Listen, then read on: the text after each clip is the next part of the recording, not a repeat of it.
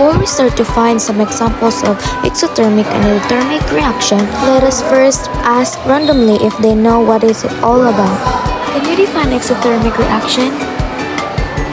Uh-oh, he doesn't know what it is.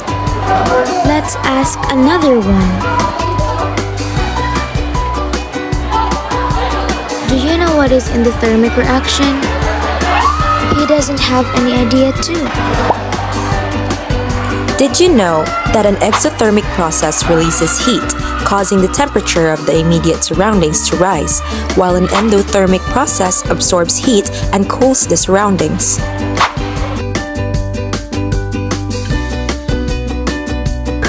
In the case of lighting of torch, there is an exothermic reaction in the form of fire or heat, and then is used to burn the wood. We know that exothermic reaction releases energy or heat energy to its surroundings.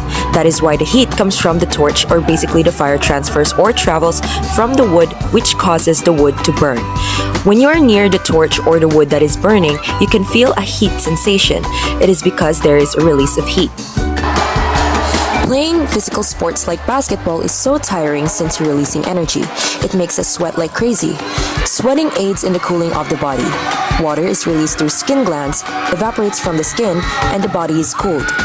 Body heat is increased. Your body is being active, your heart rate is increasing, and the result is your body will sweat, which is our way of cooling ourselves down. When you sweat, water evaporates from your skin, cooling off your body. In this case, you are the system, and the air around you is part of your surroundings. Sweating causes heat to be transferred from you to the air. When you sweat, the system, your body cools down as perspiration evaporates from the skin and heat flows to the surrounding area. This means sweating is an exothermic reaction. Rain is an example of exothermic reaction. In rain, condensation of water vapor into rain is an example of exothermic because it releases energy in form of heat.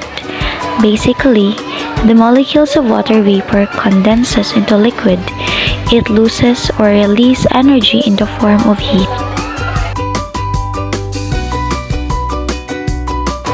Melting of ice cream is an example of endothermic since it absorbs heat energy.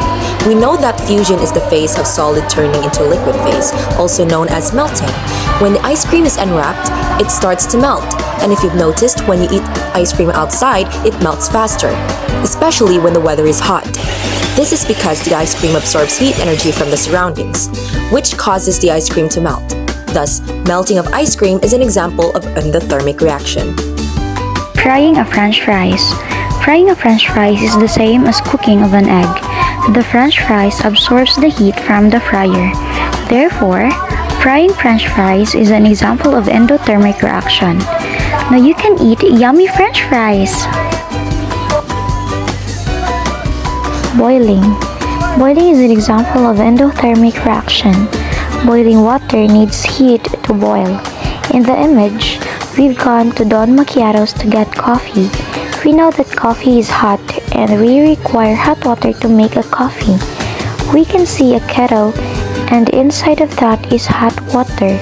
And we know that before the water goes hot, we need to boil it first.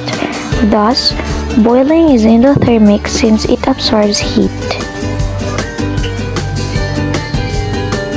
In this activity, we were able to explore and classify some examples of exothermic and endothermic reactions during our UCB Intramurals 2022. It is essential to understand the relationship of the two because it plays an important aspect in our daily lives. It gives foundation in chemical reactions and many more important concepts that the world we live in today relies on.